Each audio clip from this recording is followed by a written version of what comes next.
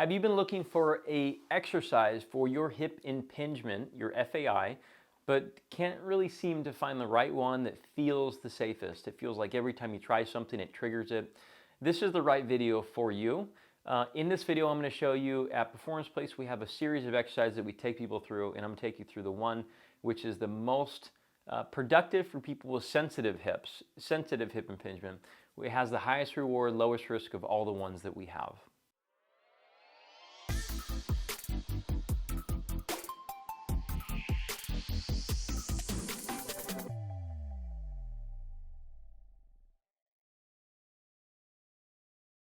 I'm Sebastian in Performance Place Sports Care, part of the locally world famous chiropractors in Costa Mesa, California. Now, we suggest a lot of corrective exercise for people with hip impingement, but to be fair, since many of you have found exercises don't work for you, it's important to note that picking the right exercise and having it coached directly for what you're doing, what your faults are with the exercise is super important, all right? At Performance Place, we don't guess, we assess.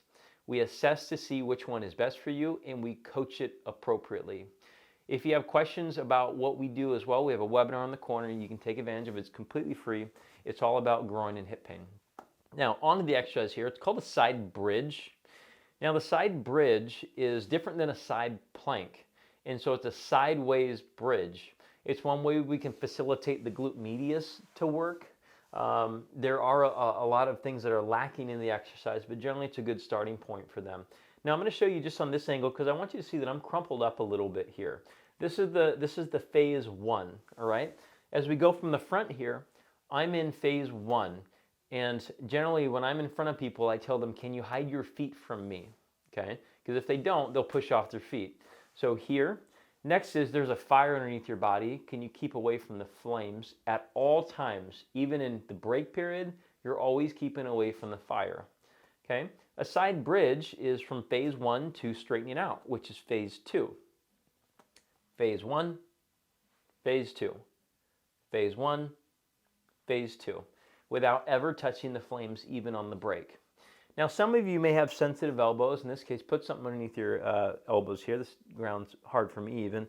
Or you can rock your body weight slightly onto this part of this hand here, so it spreads the load out.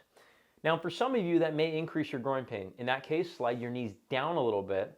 And actually, we're going to change the exercise into a tension exercise.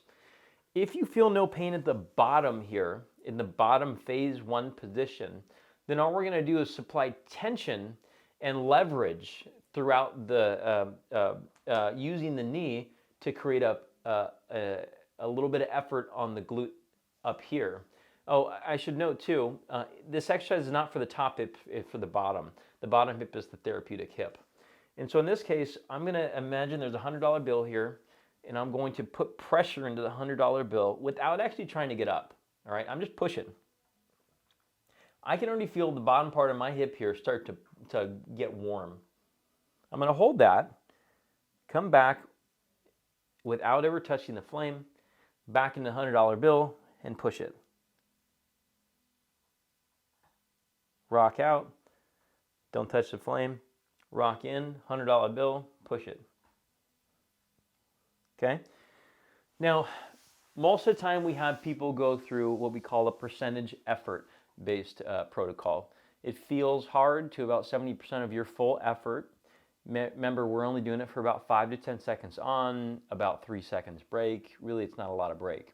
And you go into the point where you feel 70% of your complete failure.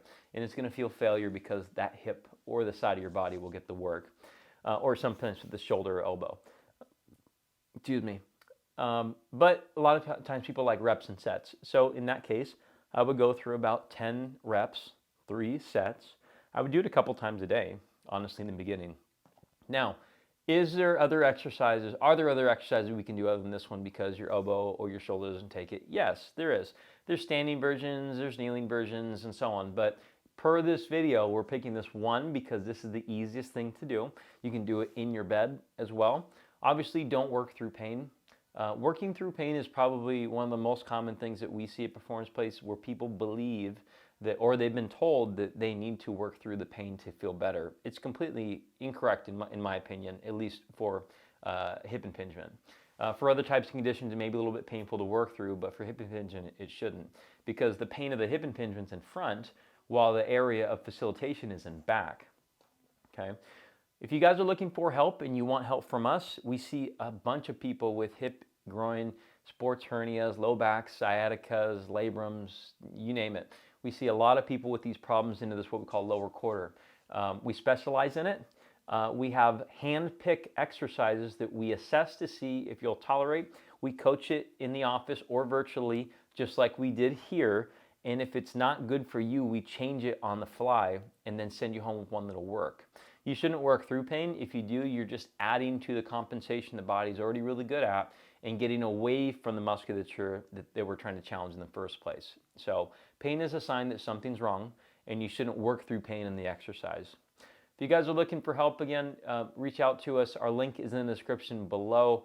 We also have other videos on this series on hip impingement that are going to pop up. Please watch one of those videos and continue on the path of the information that we have for you. Take care. See you next time.